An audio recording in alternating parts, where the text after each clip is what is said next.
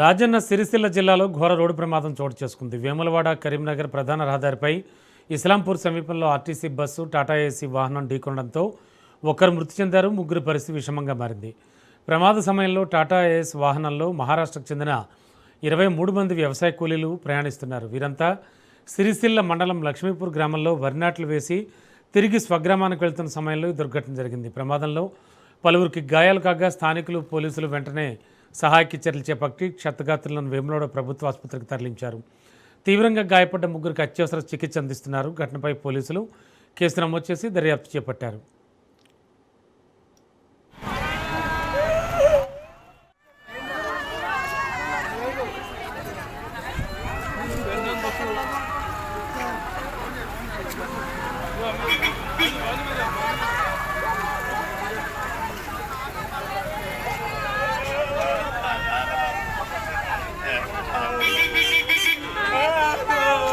Ambulance है ambulance हो गया।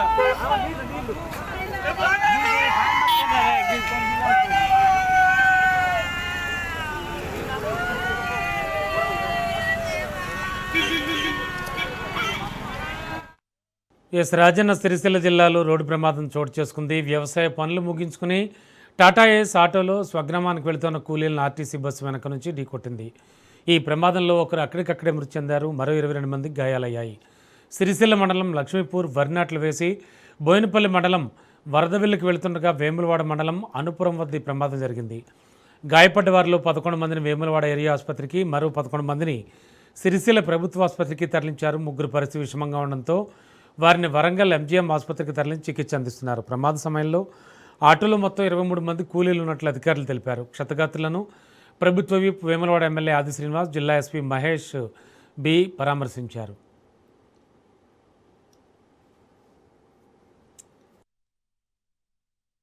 మహారాష్ట్ర నుంచి వచ్చినటువంటి కూలీలు తంగలపల్లి మండలం లక్ష్మీపూర్ దగ్గర నాట్లు వేసి వారిని తీసుకొచ్చినటువంటి కాంట్రాక్టర్ వారిని కొదురుపాక దగ్గర ఉంచుకున్నటువంటి క్రమంలో తిరిగి ప్రయాణం తీసుకొని పోయేటువంటి సందర్భంలో మరి యాక్సిడెంట్ కాబడడం, ప్రాథమిక పోలీస్ శాఖ అంచనా ప్రకారం, వచ్చిన సమాచారం ప్రకారం వెనుక నుంచి వస్తున్నటువంటి బస్సు అనుపురం ప్రాంతంలో స్పీడ్ బ్రేకర్ దగ్గర మెల్లిగా వెళ్తున్నటువంటి టాటా ఏసీని ఢీ కొట్టడం వల్ల వెనుక ఆర్టీసీ ముందు భాగము ఆటో వెనుక భాగంకు గట్టిగా ఢీ కొట్టడం వల్ల ఆటో ముందుకు దొర్లిపడి అందులో ఉన్న వాళ్ళందరూ కూడా చెల్లా చెదిరైనటువంటి సందర్భం వీడియోలు కూడా మనం చూసినాం. అందులో ఒక అతను చనిపోవడం జరిగింది. బాధాకరమైనటువంటి సంఘటన. ఎందుకంటే పొట్ట కూటి కోసం సుదూర ప్రాంతం నుంచి ఈ ప్రాంతానికి వచ్చినటువంటి వాళ్ళు ఇక్కడ అసూలు బాయడం బాధాకరణం. అన్ని పేద కుటుంబాలు.